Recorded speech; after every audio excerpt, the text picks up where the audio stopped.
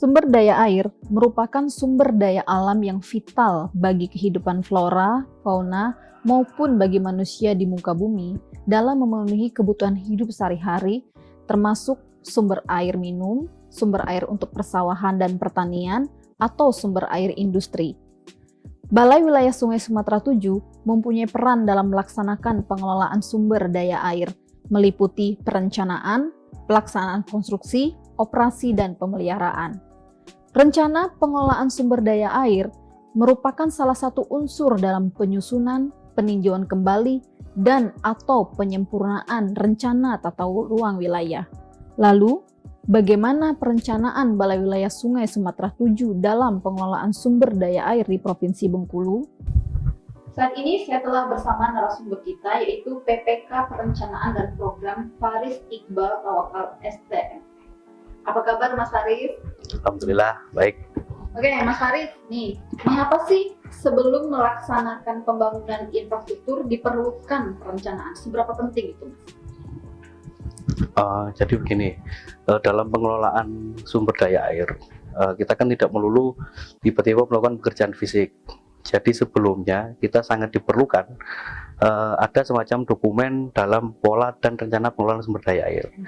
Nah, kenapa ini penting? Karena dalam dokumen ini kita akan coba menganalisis berapa sih ketersediaan air yang ada di wilayah sungai kita, terus berapa debit yang diperlukan untuk kebutuhannya.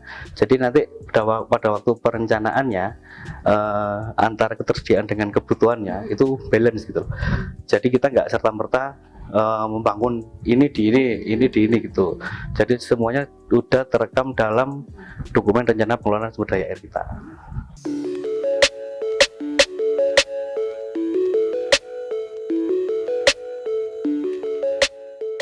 Nah, seharusnya sumber daya air itu kan merupakan sebuah potensi yang harus dapat dimanfaatkan seoptimal mungkin.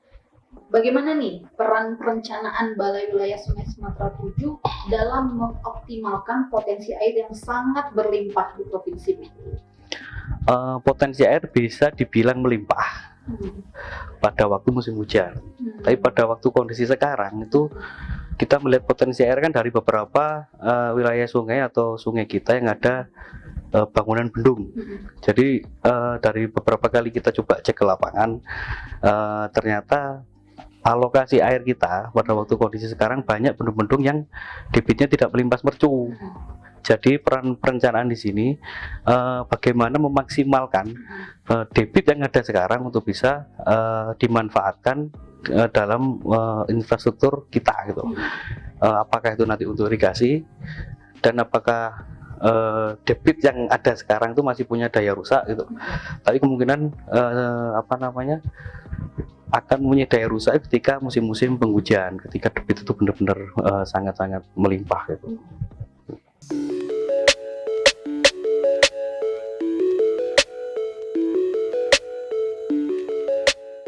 Nah, dalam perencanaan itu kan pasti kita membutuhkan informasi yang tepat nih mengenai potensi air di suatu wilayah. Bagaimana menurut Mas Faris ketersediaan data dan informasi yang menjadi basis dalam perencanaan baik itu untuk jangka panjang ataupun jangka pendek?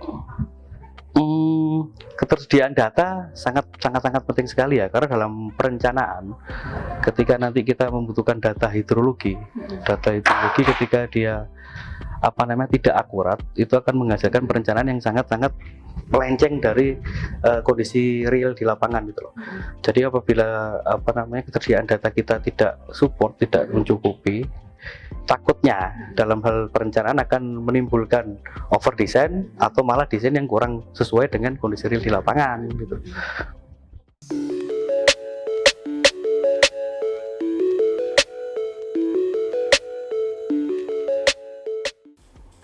Terus apa perencanaan jangka panjang yang akan dilakukan dalam pengembangan sumber daya air di Provinsi Bengkulu?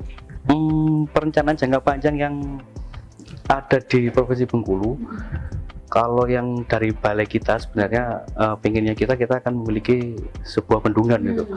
Karena dari seluruh Indonesia saya lihat Bengkulu ini belum memiliki satupun bendungan. Kalau dilihat dari dokumen pola rencana itu ada beberapa lokasi yang punya potensi untuk bisa kita bangun suatu bendungan. Gimana Tapi aja, kan Mas, kalau bisa disebutkan kalau di ada 2 wilayah sungai kita ya. Di wilayah Sungai Teramanguar itu ada 2 titik, yaitu di air muar dan air dikit yang mempunyai potensi untuk pembangunan bendungan. Sedangkan di wilayah sungai di Nasal Padangkuci itu ada rencana di air mana. Dan itu pengkajiannya udah mulai Ini pengkajian rencananya kita coba mulai mengusulkan lagi tahun ini untuk mulai, tapi proses bendungan kan tidak semudah kayak pekerjaan fisik yang lain ya, minimal kan membutuhkan proses 5 tahun nih paling cepat untuk pembangunannya. Jadi mudah-mudahan tahun ini kita udah bisa masuk ke studi kelayakannya dan memang dia layak untuk dibangun. Takutnya kan nanti ada beberapa potensi tapi kelayakannya nggak bisa masuk kan, juga nggak bisa kita teruskan. Tapi coba, karena bendungan ini kan bukan serta-merta kita rencanakan sekarang untuk jadi gitu.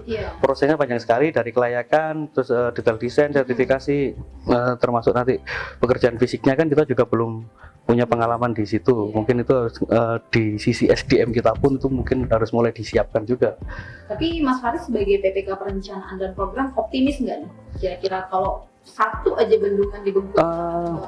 Kalau saya optimis asalkan support dari teman-teman semua, bukan hanya dari perencanaan, dan dari teman-teman diksi pun juga mendukung gitu loh. Banyak ngasih masukan ke kami, kita juga koordinasi dengan pusat dan teman-teman balai-balai lain kan, gimana sih caranya biar bendungan yang kita rencanakan ini benar-benar nanti bukan hanya sekedar monumen, tapi benar-benar yang multifungsi. Jadi bisa untuk digunakan di air baku, PLTA, ataupun untuk irigasi gitu loh. Dan juga mungkin bisa mereduksi daya rusak airnya.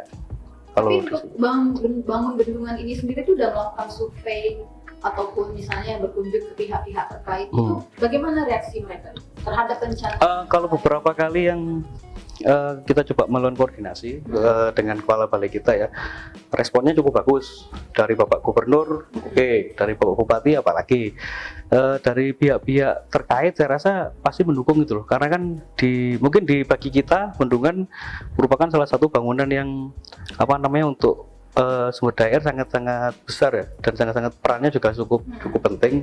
Mungkin bagi mereka dia bisa meningkatkan perekonomian masyarakat sekitar, bisa untuk pariwisata juga tuh.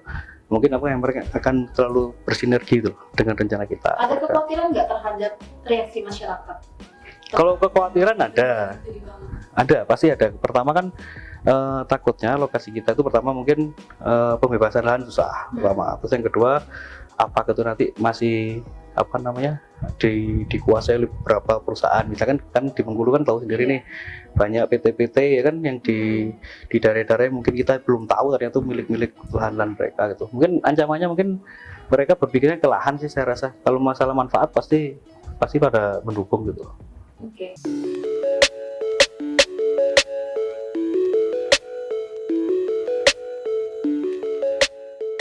Terus kalau boleh tahu Mas, bagaimana bisa sih sebuah perencanaan nih penggunaan air bisa menyebabkan perbaikan mutu bagi sumber daya air?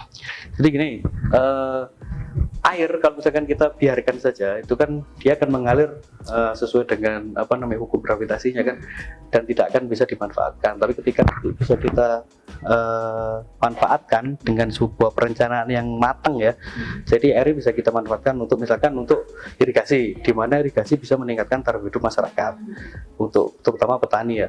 Selain irigasi kan air sendiri bisa untuk air baku daerah-daerah yang tidak selama ini mungkin susah mencari air. Ketika kita bisa memanfaatkan air tersebut kan mereka bisa menikmati nih untuk air bakunya gitu loh. Jadi kalau menurut saya, kalau tidak ada perencanaan ataupun pengelolaan di sumber daya air itu ya akan mutunya seperti itu gitu. Ketika kita manfaatkan, kita rencanakan bangunan yang benar, dia akan lebih mutunya tuh naikin, lebih dirasakan ke masyarakat.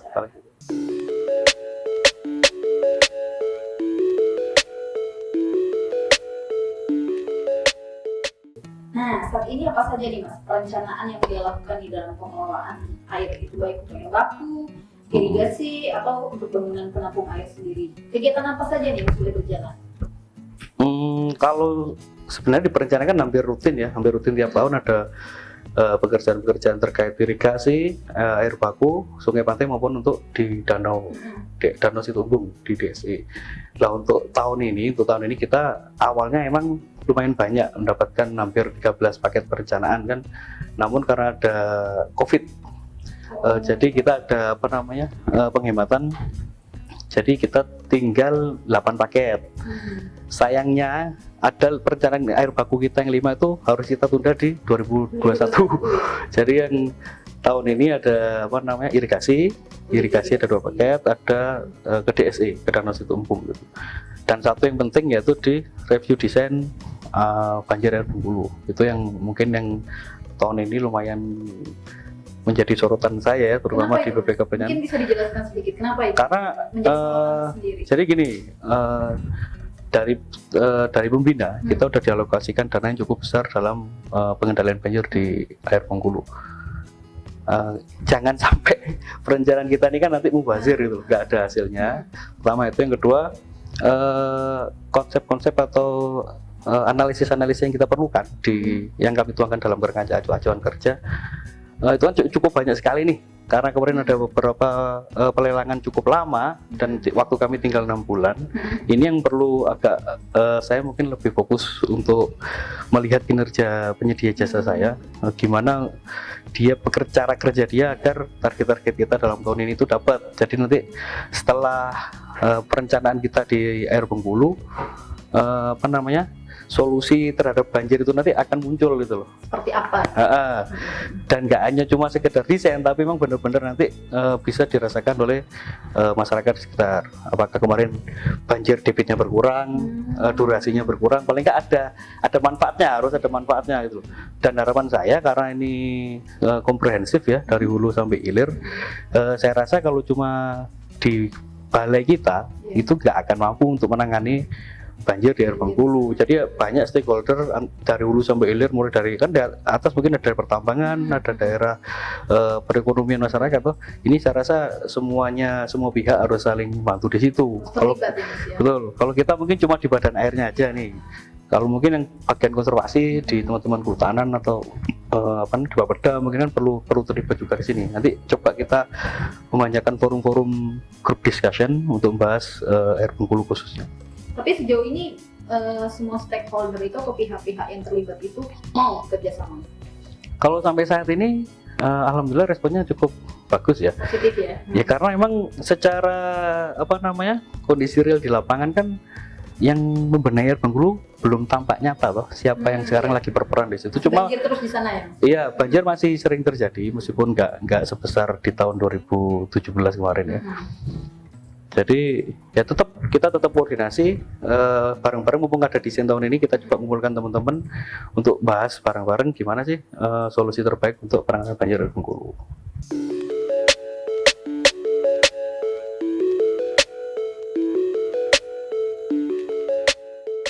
Oke, nah ini pertanyaan terakhir nih untuk Mas Faris. Kalau boleh tahu nih Mas, apa target dan rencana Mas Faris nih sebagai PPK Perencanaan Program agar Balai Wilayah Sungai Sumatera 7 bisa membangun banyak bangunan infrastruktur SDA yang baru? Jadi gini, sebenarnya bangun banyak infrastruktur itu kan tergantung dari permasalahan dan kebutuhan di masyarakat. Jangan sampai nanti kita gimana caranya banyak bangun infrastruktur tapi tidak bermanfaat. Jadi kalau yang saya sebagai PPK Perencanaan, target saya sih sebenarnya nggak muluk-muluk. Gimana sih caranya agar desain kami setelah selesai itu bisa dilaksanakan di lapangan, teman-teman fisik bisa melakukan dengan sesuai desain dan tidak banyak merubah desain ketika dia dilaksanakan di lapangan gitu loh. Karena infrastrukturnya. Iya, karena kan kalau menurut saya perencanaan kita akan berhasil apabila desain kita tuh bisa diterapkan di lapangan tanpa banyak melakukan perubahan desain, tanpa banyak melakukan adendum gitu. Kalau rencana sih bagaimana cara kita untuk meyakinkan pembina kalau di daerah kita ini, di Bengkulu kita ini punya potensi air, punya permasalahan air yang harus diselesaikan, dan gimana caranya dari teman-teman pembina dan dari pusat itu bisa mengalokasikan anggaran untuk menyelesaikan permasalahan di Bengkulu gitu loh. Jadi kan selama ini terus terang apa yang kita rencanakan kadang-kadang karena permasalahan kita nggak bisa menjelaskan meyakinkan pembina. Jadi anggaran yang turun di kita kan kurang maksimal gitu. Jadi harapan saya apa yang udah kita laksanakan atau kita rencanakan di rencana strategis dari Balai 2020 sampai 2024 itu nanti pada waktu tahun anggaran dari 2024 bisa terlaksana semua. Jadi output-outcome yang kita rencanakan bisa tercapai gitu loh. Dengan harapan permasalahan-permasalahan dalam kurun waktu 5 tahun ke depan ini di Bengkulu bisa berkurang. Jadi bisa berkurang sedikit demi sedikit. Iya, karena kan kalau misalkan cuma 5 tahun kan nggak bisa jangka pendek, harus sampai jangka menengah 10 tahun dan jangka panjang ke 20 tahun. Iya, berarti kayak ada jangka pendek, jangka menengah, dan jangka panjang dalam perencanaan, betul. Pengendalian ataupun pembangunannya gitu. Iya, jadi ya harapan kita Provinsi Bengkulu lebih sejahtera ya, dalam artian sejahtera dalam pendaya gunaan sumber daya air kita, dia lebih bisa dimanfaatkan secara maksimal. Kemudian permasalahan daya rusak airnya bisa kita protek, bisa kita atasi. Jadi kerugian masyarakat kan berkurang. Terus terutama tuh yang Bengkulu ini kan di daerah pantai nih, sepanjang pantai ini kan banyak ketika kami cek ke lapangan udah banyak yang mengancam-ancam jalan nasional. Itu mungkin harus pemukiman juga ya Mas? Iya, salah satunya pemukiman, dan yang tampak nyata kan jalan nasional ya, yang di samping di pinggir-pinggir pantai kan udah paling sekitar 5 meter udah tebingnya udah pada longsor. Itu yang saya rasa menjadi prioritas juga gitu. Itu udah masuk prioritas dari perencanaan juga ya? Iya, dan harapan kami nanti di sejalan juga sih dengan teman-teman di pembina dan dari instansi pusat kan, untuk bisa mendukung kami dalam mengatasi masalah tersebut. Berarti optimis nih Mas ya, semua rencana-rencana optimis dapat nih targetnya ya? Ya mudah-mudahan. Tapi insya Allah optimis kalau misalkan dari kita sendiri kompak, semua pihak mendukung, saya rasa bisa tercapai target kita. Oke Mas Faris, terima kasih atas dialognya hari ini. Sampai berjumpa kembali ya Mas ya. Siap. Pengelolaan sumber daya air yang tepat akan menghasilkan solusi yang optimal. Pengelolaan sumber daya air juga harus dipandang sebagai sesuatu yang integrated, komprehensif, dan interdependensi. Air dibutuhkan oleh semua pihak, maka semuanya harus terlibat dalam pengelolaan sumber daya air terpadu, baik secara langsung maupun tidak langsung. Demikianlah dialog tentang perencanaan pengelolaan sumber daya air oleh Balai Wilayah Sungai Sumatera 7 pada hari ini. Terima kasih, sampai jumpa kembali. Assalamualaikum warahmatullahi wabarakatuh.